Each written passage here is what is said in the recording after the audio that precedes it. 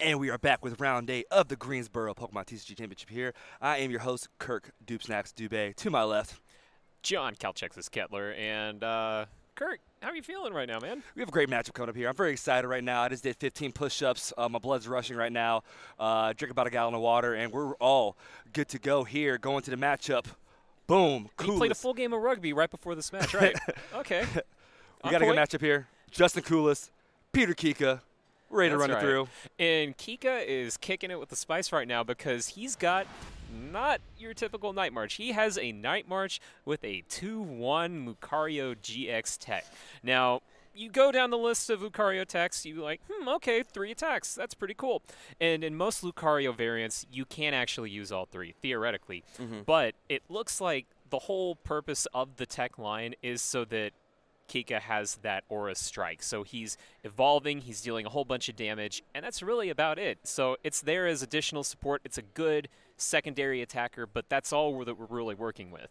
That's a good pivot Pokemon for this matchup here. We do see that Justin Kulas is playing Zoroark GX here, and what the Lucario does, fighting type, gets to punch Zoroarks in the face very hard right now.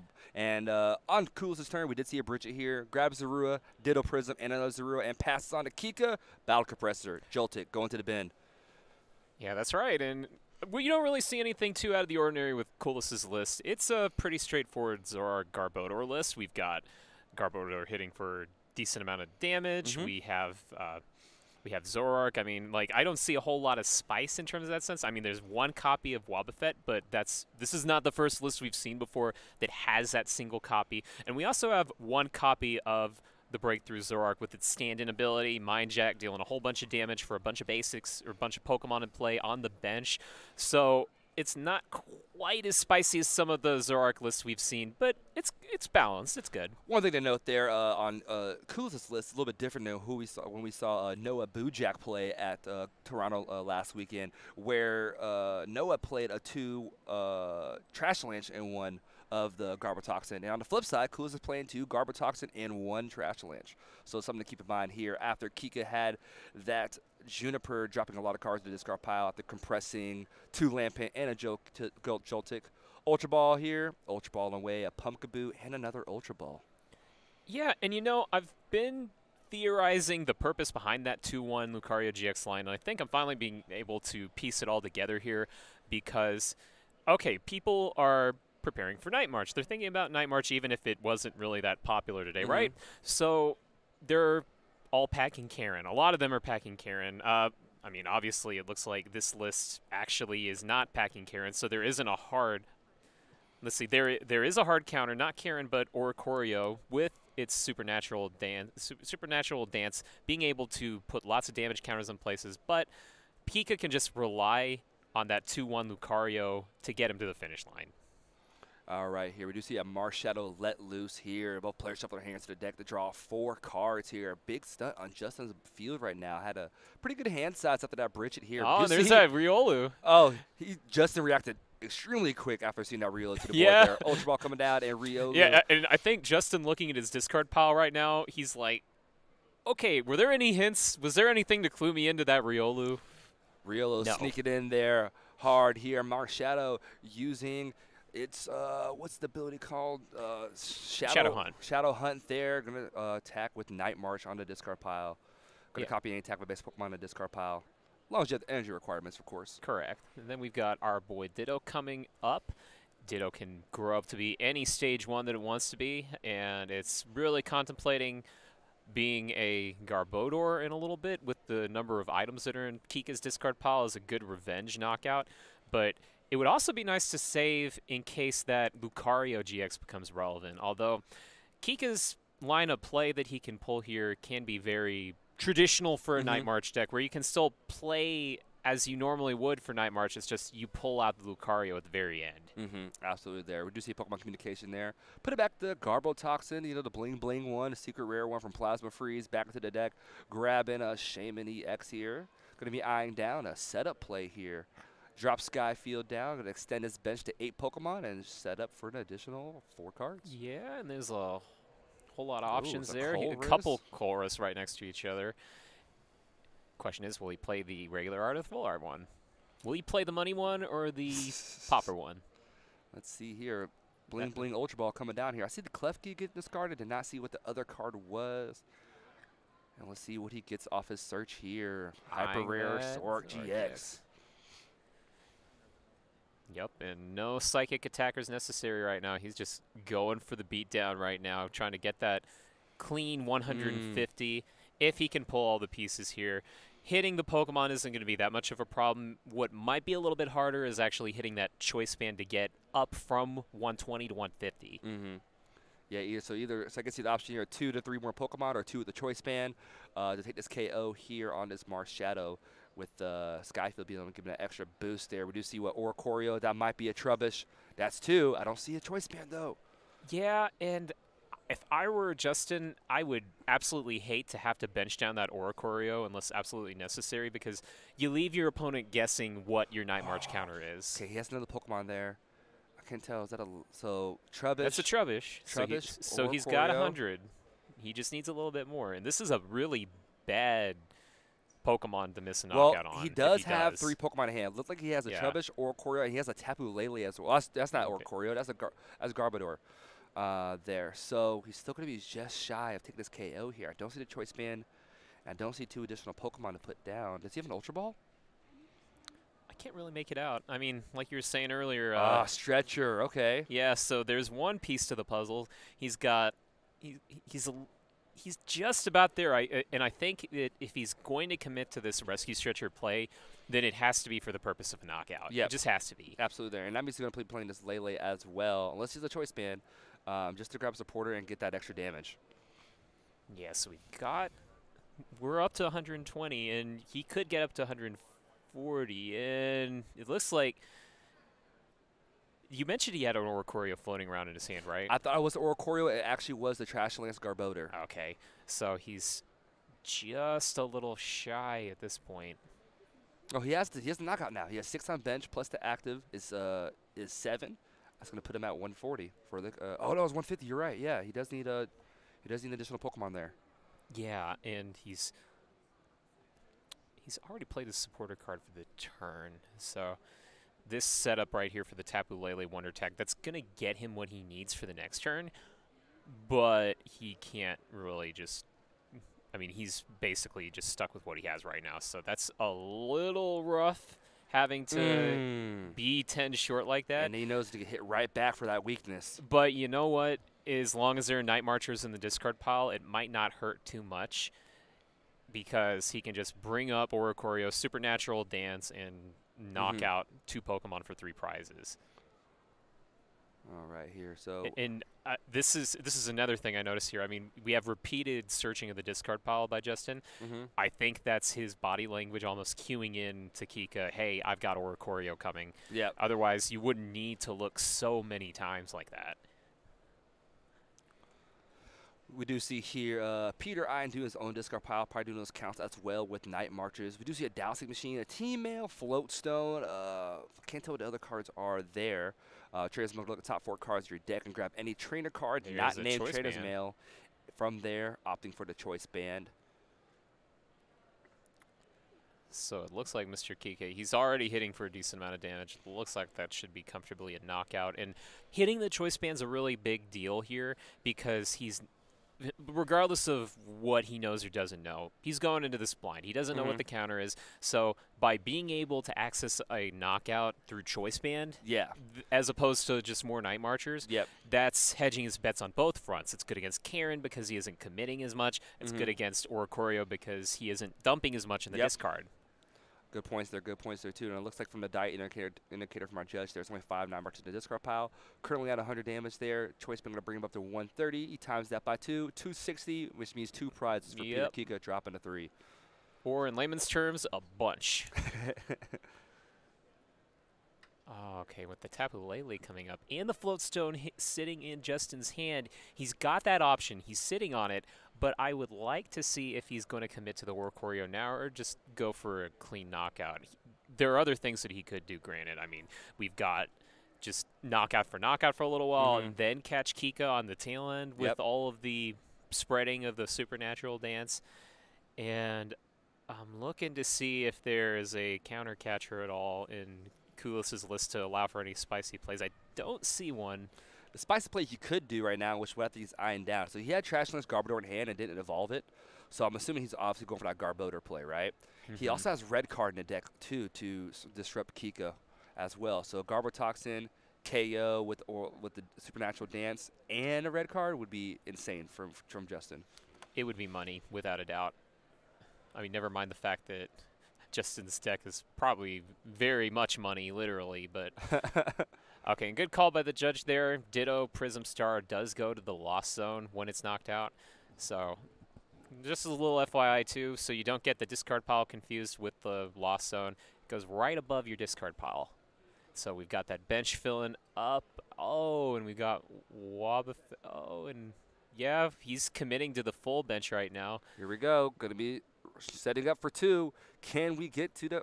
Well, Oricorio can't get to it now with the full bench, Yeah. but no Zoroark GX. Just a field of... He could just Sky Return and then bring up the Wobbuffet. He can't. That's why something he's eyeing down right now. It's actually a good call right there. I did not think that one there. Going to Sky Return right into the Wob.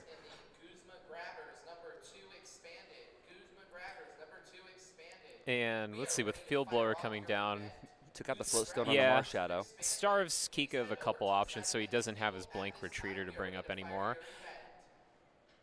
I would say, though, that it's also in Justin's favor in some ways to just hold off for a bit. So he doesn't need to rush into the Oricorio. Set Kica up for a situation where he just has to dump a whole bunch of Night Marchers in the discard pile. And then at that point, you go nuts and you just blow everything away.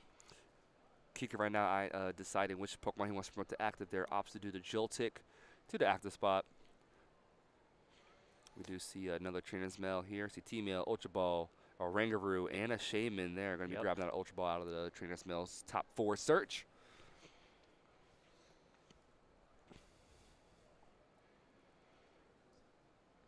Eyeing his own discard pile a little bit to see what resources he's used up in calculating his odds for later on so that in case he does get end, he won't get hit too hard. You see a couple of those Night Marchers going down, at least the Joltik.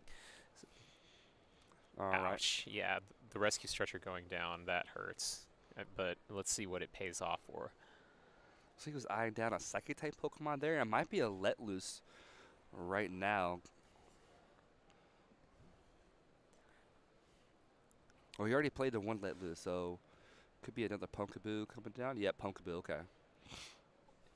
Right, so another attacking option for the list. And let's see, going down, yeah, we see a little bit more representation of Dimension Valley in this version of the deck than Jimmy Pendarvis's. Jimmy Pendarvis was only running the single copy. This is a little closer to something traditional. It runs 2 Dimension Valley.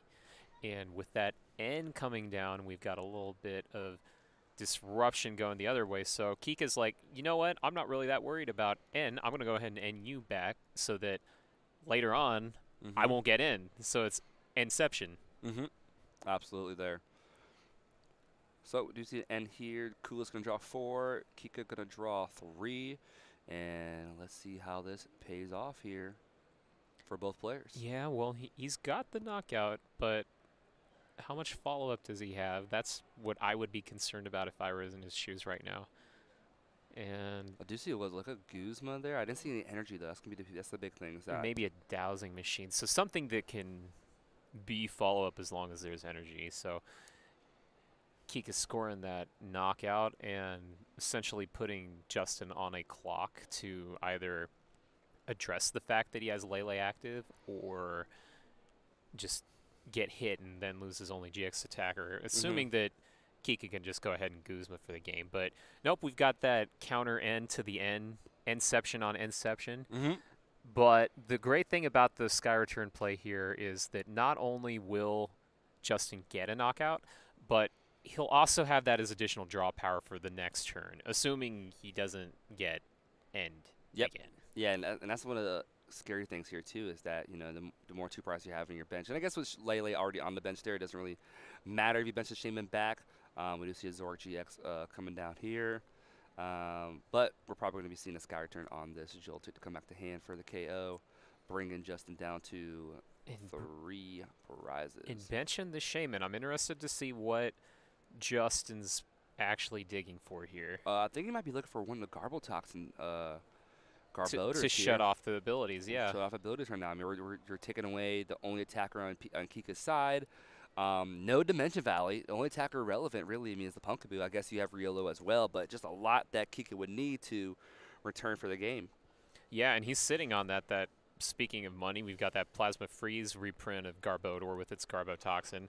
And so if he has we have just a little double check here by the judge and player. Got that Ultra Ball going down for a trade, not for itself. We've already got the tool, so he doesn't need anything. Got that Garbotoxin online as soon as he plays it. And I think the hesitance about that is because once he commits to the Garbotoxin, he's stuck with what he has in play. Yep. And it's not going to be that easy to just trade when you're taking away your own trade. But I think this is a good path to take so that he can keep his opponent from making a comeback. We do see Riolu coming into the active spot as well. We see a Shaman Dowsing Machine. I didn't see what the last card was. Probably see what a first seeker for a Sycamore here, or teammates possibly. Looks like an energy. Looks like a double colorless energy. Heart Cold Soul Silver, if I'm not mistaken.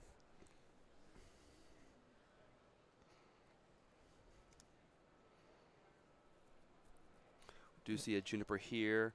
And he's got multiple options. He's got if he has the attacker follow-up, he's got the fighting for the Lucario if he wants it, and he has, if he has Dimension Valley, he could attack with that Pumpkaboo.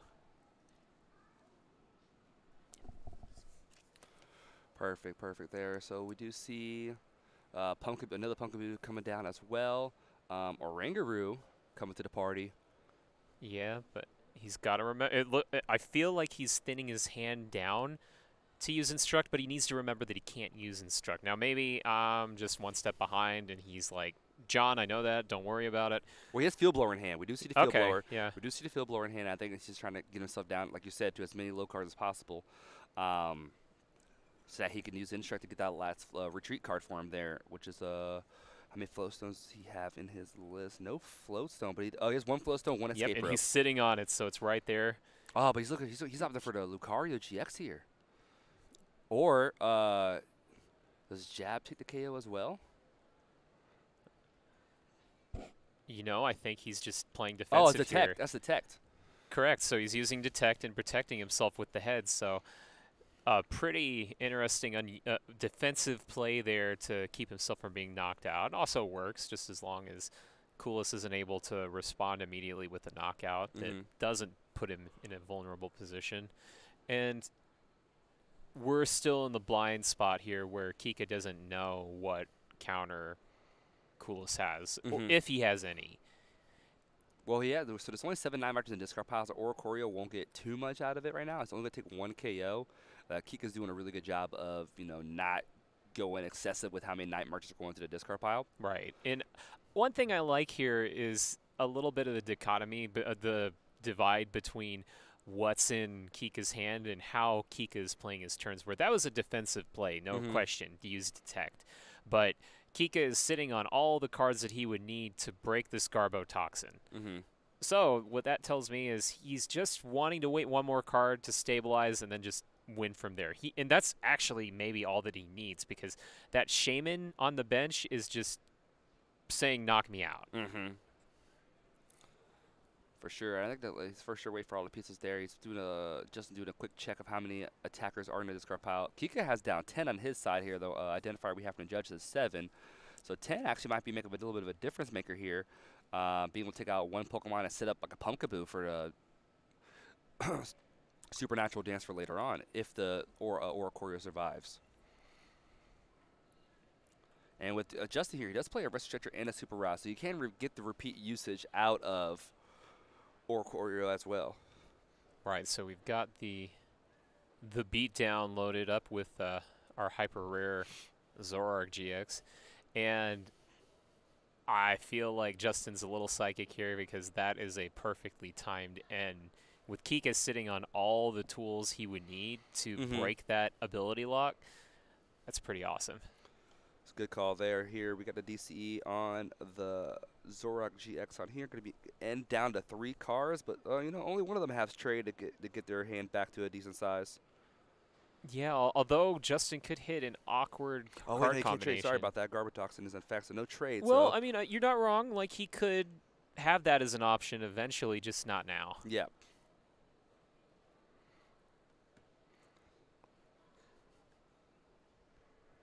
And so we saw Silent Lab, and Juniper. we got Juniper sitting in that hand, so I think that Kica will be just fine, assuming he doesn't overextend with this battle compressor. So that's the thing, is you need to thin out your deck a little bit to give yourself better odds, but and of course down goes the Lampet, the #1 Night Marcher you want to discard, but you gotta be careful. A, because you don't want to deck out, and B, because you don't want to become too vulnerable to that Oricorio. And that looks like the promo Oricorio sitting there on the bench, so Kulas has already shown off what he has, and it's just ready to attack whenever. So Kica has no more question marks. He knows, okay, this is the one thing that I have to account for, and I have to play carefully around. We did see him fan another Riolu to the top there. We see a DCE there and a strong energy as well. For any other, you know, last second plays here. Trying to see what is he gonna try to attempt this turn. We do not see a Dimension Valley though. Maybe it's gonna come off of the Trainer's Mail. Look, top 4 cards. He has 2 in deck, or 2 in his list. There it is, Dimension Valley. And what great timing for the Dimension Valley, because it looks like in some combination Justin is going to lose a valuable card, although he also might be missing one of those as a prime knockout target. Now, granted, if Kica just gets the knockout this turn, then it doesn't really matter what Justin discards on the bench, because he should be able to reach a final 6 knockout no matter what. Riolu coming to the bench right now. And strong energy as well? Or he's going to attach the active there and use jab for the KO. Yeah, he's attaching right there. I don't... Yep, and he jabs for the 60 damage KO. I really like that as an option, because the whole idea behind Justin bringing that Zorua up was as a defensive play in order to put some pressure on Kica. And Kika's like, you know what? I'll just go ahead and put a strong on my active, and we'll just knock you out that way. Here we go. Justin Kulas right now going to be living on a prayer on this end, ending Kica to 1 card and hoping to ride a Zoroark GX to wave all the way through. Let's see if he can pull it out here, depending on what Peter can pull off of this end to 1. Right, and so we've got, yeah, and again, more and more defensive end plays here by Justin Kulas, and I definitely like the board state for that. So Night March, it does a great job of thinning out the unnecessary cards, but if you're going to be able to exploit a scenario, it's going to be one of those that's an end to 1. Even if there's like 10 cards total, if they hit the dead card and draw the dead card, then you're in business.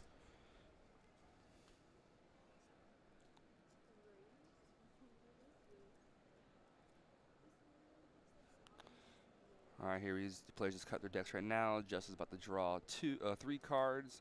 Kica drawing 1, and just took a prize card right now and is opting to see what card to promote to the active spot.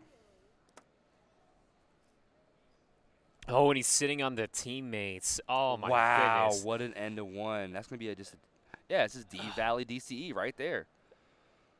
Does he have enough Night Marchers, though? Oh, yeah, because it's a work. Yeah, that's right. Yeah, and another thing I'm concerned about is that, I mean, this is taking a really, really long time to get something like Lucario. So I think oh, that's right, never mind. He only runs 6 energy total, 1 fighting and 1 strong energy. And in order to get that knockout last turn, he had to attach both. To the so he lost both by doing that. So there's not going to be any more Lucario. So it's either a Night March knockout here or nothing. And it's going to be a little hard to get a Night March knockout when you only have 8 and you're resisted by Zoroark. So Kica's got to do this perfectly. So we do see the DCE.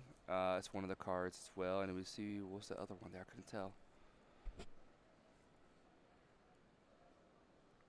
He has to hit that last D Valley there, and I'm not sure maybe Night Marcher in the discard pile there because that resistance is going to play into a huge factor here. For sure. And maybe Peter can wait a turn out. With the amount of Pokemon in his discard pile, that's a little easier said than done. But at the very least, it doesn't look like Oricorio could just swoop in with Supernatural Dance to win next turn. It's a big turn right now. Let's see if he can get there. Is that a Guzma he got off? Because he had a Guzma and the DC off the teammates. Yeah, and I think is that another Floatstone? I think it's Floatstone or Field Blower, 1 of the 2 there. So going to the bench, Pumpkaboo there. I think he's making this first Pumpkaboo a sacrificial one here. I think he's just hoping that damage adds up to what he needs, and he's going to be able to Guzma next turn for game. And that looks like a Floatstone on it. So here we go. Does he have the N to disrupt this last KO here? Justin does run for Versus Seeker.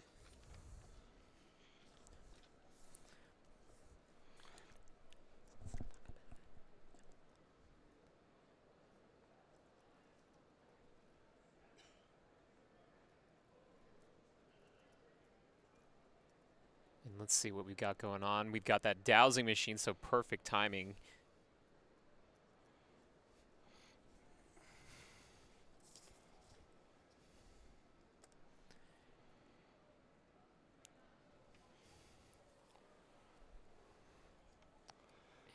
So we do see the Sudowoodo come down onto the bench right there.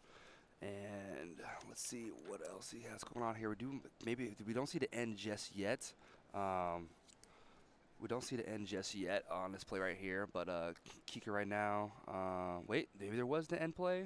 Oh, it was a Colress. Yeah, so he's trying to give himself the best odds here. Just get what he needs, So get going. He may be trying to hard retreat the Zoroark into the Oricorio?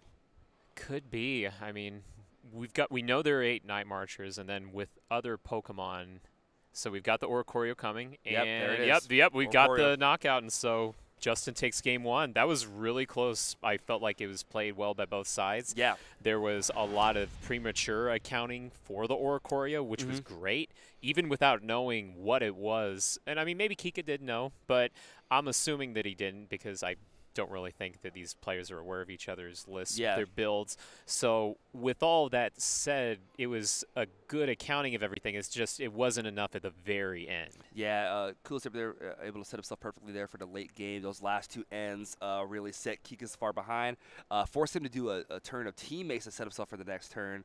And knowing that in mind, he was able to put the pressure on. So you know what? I'm a Colress. Plus I got 2 trades. I'm going to get to this last energy for his Oricorio to Supernatural Dance on those 2 Pumpkaboos for game.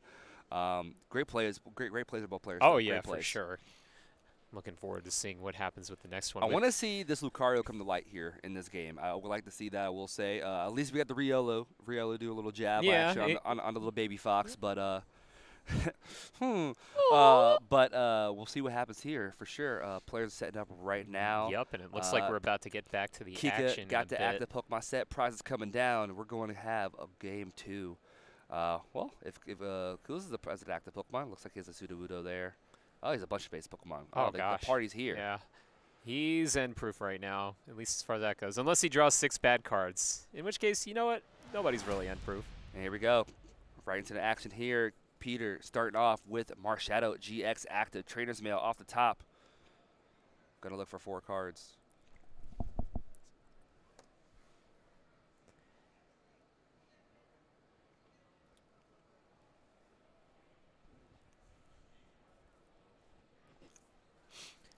See, and then going through the motions with Night March can take a while. Ooh. So I like the escape rope as a way to apply a little additional pressure here, make Justin bring up one of his actually desirable Pokemon that would be a huge liability to lose. It would be a huge problem if they went away, like that Trubbish, for example. So, I mean, Trashalanche, still a pretty big deal in this matchup. It's a great way to threaten the Marshadow and also threaten the Lucario, which didn't get a chance to appear in Game 1. And Lucario X was just discarded with the Rescue Stretcher off of that Juniper just now. Now, Kica does run Professor Juniper. I'm sorry, not Professor Juniper, Dowsing Machine to bring back a trainer card from the discard pile. but unfortunately there he may or may not be using that resource later on. We do see a battle compressor right now, doing a typical first couple compressors with the Night March deck, getting rid of those Lampents. There's no Lit Wick in this deck, so we won't be seeing those attackers get put to use at all. And this one here is really there just to leverage the additional 80 damage for Night March. Correct. And so, of course, the Lampents are the easiest thing to pitch. After that point, it's a little bit of a question. I like the decision to pitch the Joltik because even though it doesn't get resisted by Zoroark and it doesn't really have that problem, it's really low HP. And so if you're relying on Joltik in a matchup where you know your opponent runs or Choreo, Supernatural Dance, then that's your point where you're just basically saying, okay, knock out everything that I have, and then knock out everything that I have again. Oh, we do see an Ultra Ball here for the Marshadow Let Loose. Maybe see this go down right away from the start. I'm going to shuffle both players' hands to the deck and draw 4 cards.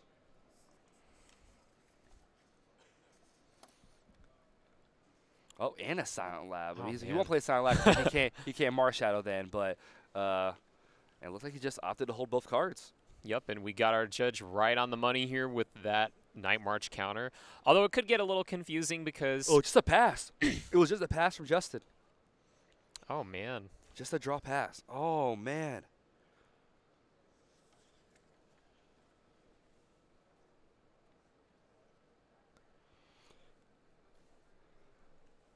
All right, so looks like we can see on Peter's turn right now. Hasn't done anything just yet. Doing a little bit of an inventory check right now.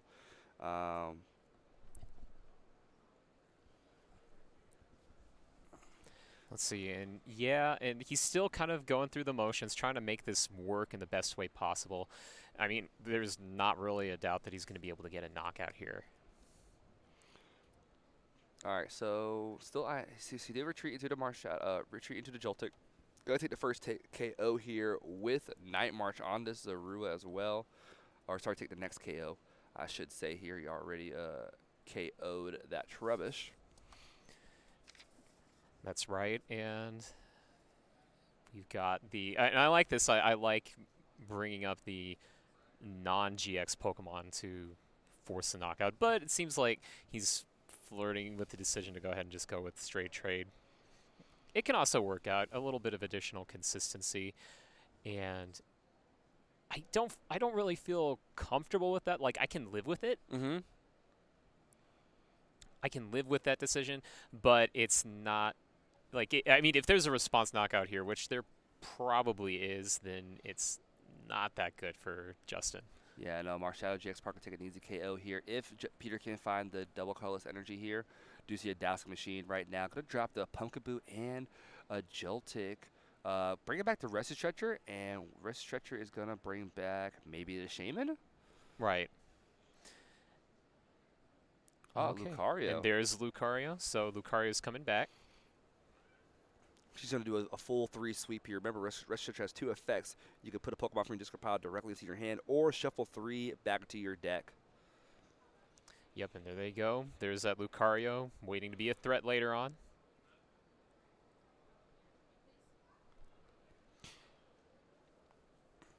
And I'm waiting to see just how he's going to be able to follow this up. He does have the Marshadow Let Loose in his hand right now. He may be eyeing that down, but I think Justin only has 1 card in hand, so that's probably what he's avoiding to do. That's right. So, yeah, and I'm, again, trying to avoid overextending. First Seeker for a Juniper, all right. I like it. And losing that Marshadow, no real reason to use the Marshadow when your opponent is drawing and passing and just trying to set up. And especially when you know you're going to knock out one of those Pokemon.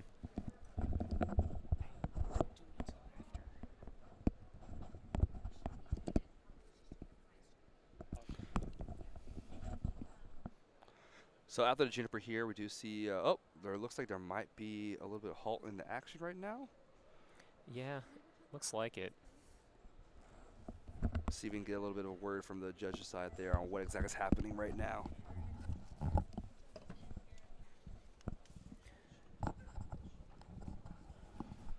So right now there's some kind of discrepancy going on at the table right now. Yeah, that's right. And Let's see, and it looks like we've got a brief stop in the action. I think it might be deck list related Okay. because what we see on our sheet right now is a deck list with a single floatstone Okay. on Peter Kica's list. Now, we've had situations before where the lists provided were not entirely accurate, so Okay. we were wanting to go ahead and just see what we can do to get that figured out. Okay. So it looks like they're looking into the situation. Okay. What we'll do right now is we're Sierra. What we'll do right now is go ahead and take a quick pause, real quick, to kind of see what's going on and with that list right, deck list area, maybe potential right there, and we'll come back here with you shortly once we have here an answer. All right, stay tuned.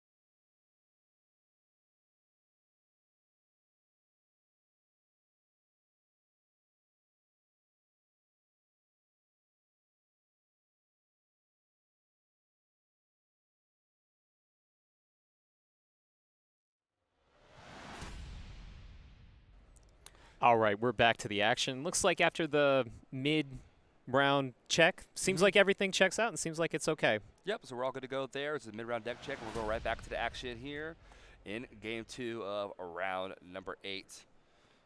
Looks like it's still in Peter Kica's turn right now. Going to apply that DCE to the active Marshadow GX right now. And just as a brief aside, took just about 2-3 minutes to figure out. Nothing big, but there is going to be a time extension. We don't know, Jeff and I, how long the time extension will be, but at any rate, there will be one, so it looks like what we have on screen isn't entirely accurate. After the KO from Marshadow GX here, we do go over into Justin's turn right now, and he was able to KO the Zork GX on his side there, but now we're back on his turn. We see what that could be. Trashless Garboter there, a couple of choice bands, not much else. No double colorless read to get the return knockout going right now, so he just passes. Yeah, we're still in the exact same situation as before. Really not a whole lot that's changed, but maybe if there's a little sliver of hope, it's the fact that Kica can't explode any more than he already has. Although he's already up he's already up 2 prizes. He's going to be up more. Like, this is looking like a rough game. We are in a situation where, okay, so Kulas, he actually has 16 match points. There's maybe a small chance that he could, limp to the finish line, assuming he tied this. But I'm looking for a win.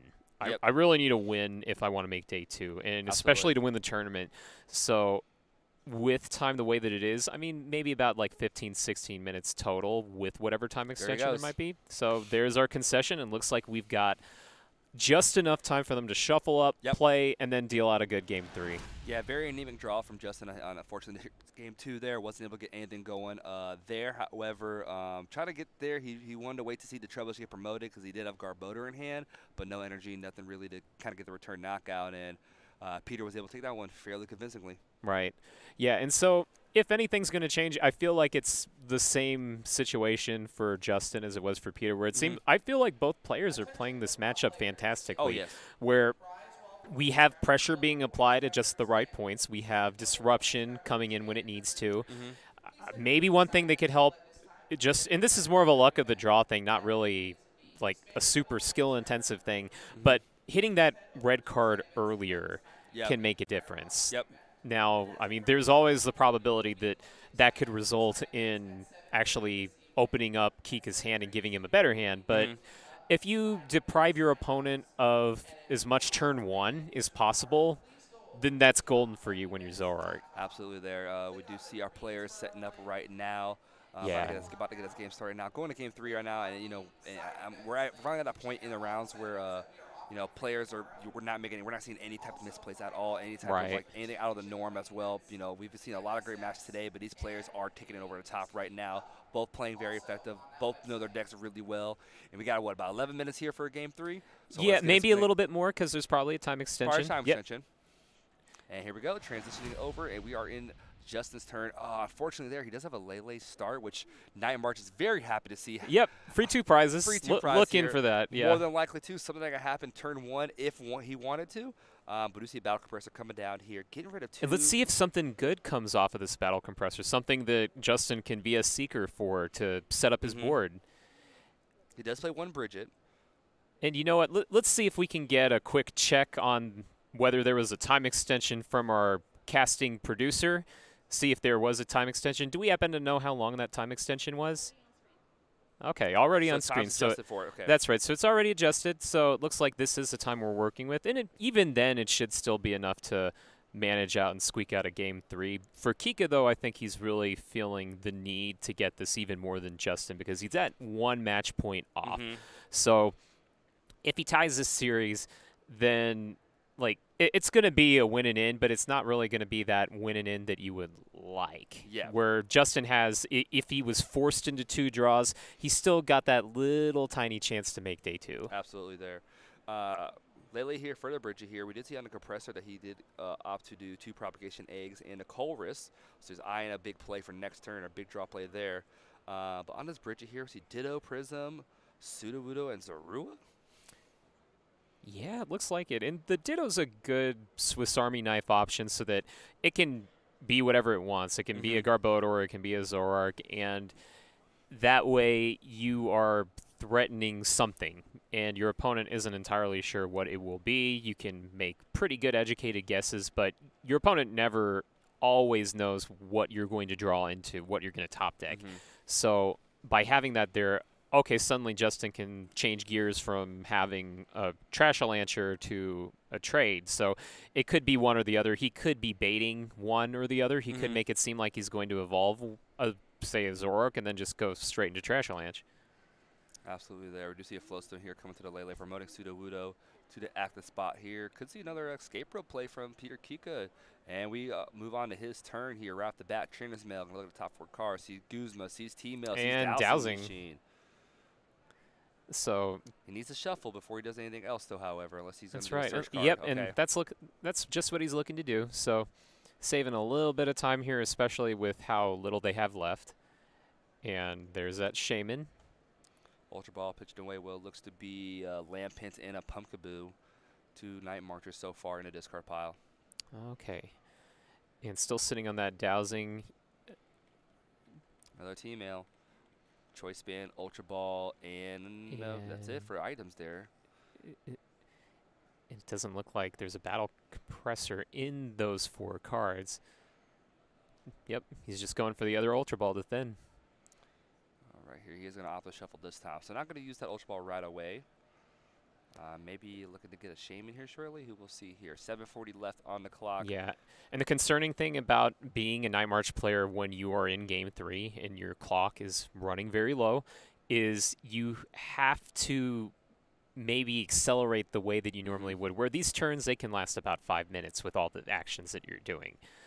So as long as Kica knows this deck really well. He's been playing Night March for a long time, but he might just have to accelerate the plays that he's making just a little bit more to get a hold of that fact that we're on a 50-minute clock. So we did see a Shaman set up there to draw an additional 4 cards. Ultra Ball coming down yet again, discarding a Fighting Energy, so that's 1 less for Lucario later on, and then ditching the other Shaman EX to the discard pile. Could we look at a Marshadow let loose here potentially there? He has not played supporter just yet. That's right. So he's just been bleeding through his items, just getting what he can. And he still has yet to play a supporter. So there's still the chance that he could go ahead and pull off a Guzma knockout on something if he runs hot enough. That's the big question. That's the big if he runs hot enough. But Night March is pretty well known to run hot, as we saw last week. Run a bunch of Shaman, draw a bunch of cards, battle compressor, everything, and there you go, man. Yeah. Professor Juniper, get rid of the dowsing machine, unfortunately, there. But yeah, just dealt out the wrong way. Do see a few more 9 marchers there. Strong energy as well. The only fighting energy left in its deck to attack with. And I think we're pretty dry on battle compressed Pokemon, so it looks like we just don't have a lot of Night Marchers sitting there. Oh, man. Yep. Night March just for 40. Yep, Night March for 40. That's a rough spot to be in. And meanwhile, Justin seems like he has the cards to be able to pull off a Guzma knockout on a Shaman.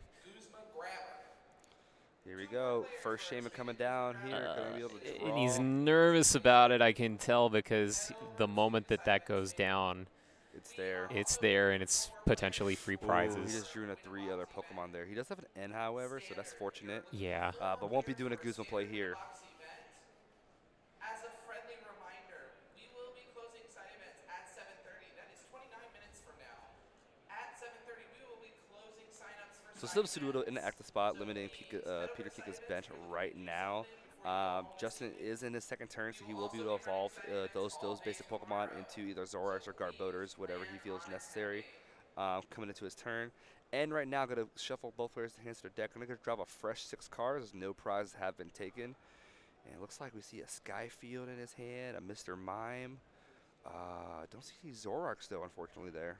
No, and so he's just back to square one with what he's got. So I think Kica, even with the time the way that it is, can take advantage of that. There's our communication out, at least, so a Zoroark will be able to get into play if that's what Justin wants to do. He's really digging here right now. He's eyeing the Shaman over to Zoroark. He does already have the Executes in his discard pile there. And he's sitting on the Flowstone, too, so he can get a knockout. And one thing that he can do is he can just Sky Return. Yep. Lather, rinse, repeat. This is something we've seen before. And so he can get the board moving a bit with that knockout. He can force Kica to do something, and this is Justin's chance to maybe close this out and avoid a draw. Here we go. Shaman back to the hand right now. Does have DC, does have Flowstone, just as you said. Probably going to attach, put both down before drawing yet again. He does have a Garbodor as well. So he could really put a wrench into play right here if he had another tool. Yeah, and he touched to the Zorua. Okay. Okay, because he's going for the tool and the Zoroark GX right now.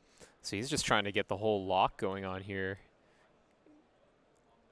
There it is, trade right there. Do we get the tool to put the last wrench in his Is that play? one of those expensive Pokemon communications or a tool? I think it is. I think it's either there or the Ultra Ball, and it's going to be the Ultra Ball here. Going to get that Clef Key more than likely.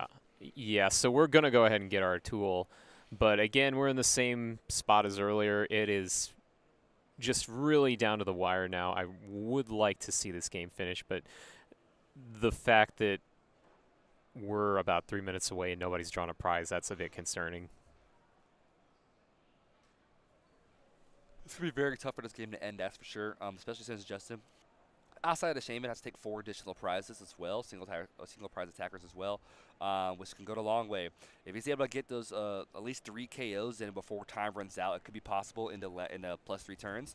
But it's going to be super tough here. This pace of play is going to have to pick up significantly if we're going to get that going. And discard searching at that point. I mean, like, he needs to check and make sure that he has everything figured out, because these are the most important turns of the whole match. These last few plays here are going to be crucial to see what needs to happen in round 9. Down to 2 minutes, 20 seconds on the clock. We are going to see the KO here with Zoroark GX here. Another Trebuch coming to the bench. We're going to see that Clef Key maybe makes the move there. And there we go. There's that Wonder Lock. Okay. And Kica's feeling the same way. He's like, I'm ready to start my turn. Yep. Let's get this going. Riolu coming and up top. He's just sitting on the knockout there. He has an Ultra Ball. He has strong energy. We can see Lucario coming to effect. And we've got the teammates. Lucario going to come in, hit him with the Aura Strike, punch to the face. Trading card masters, that is time. Here we go. And not time for them, though. We have our 2-minute time extension that was added. Minute 30 left on the clock here. Kica running through. Is the Lucario? You know, he rest stretched it back, so Lucario should be in the deck. Yeah, it should be there. Although now we're in the same situation where, I mean, like, he's ready to go. He's ready to do something here. It's just he's got to figure out the right combination, and he might be content with the tie here. I mean, like I would certainly say not in general, but with the uncertainty of the board, even if this game went on for another about 3 to 5 minutes, it seems like we'd be in the exact same situation because those shamans, they can loop up. We can have endless ends back and forth. So, I mean, unless Kica is able to just go boom, boom, boom, boom, boom, prizes, prizes, prizes. Like, the key thing is he has to finish this turn. He has to finish this turn before time so that Justin can be the 0 turn. Then he can be the first, and then Justin the second, and then Kica the third. So we're getting close. 30 seconds left here. Yeah. Kica needs to make a move here if he wants to get to this W. That's right. And with all this searching through the discard pile, it seems like they might even be resigned to a tie at this point. 20 seconds on the clock. Kica, will he make a move right now? And there's escape rope. Okay. That's another wrench in the clock right there. You yeah. Know and there's a pseudo-wudo. Okay. So now I think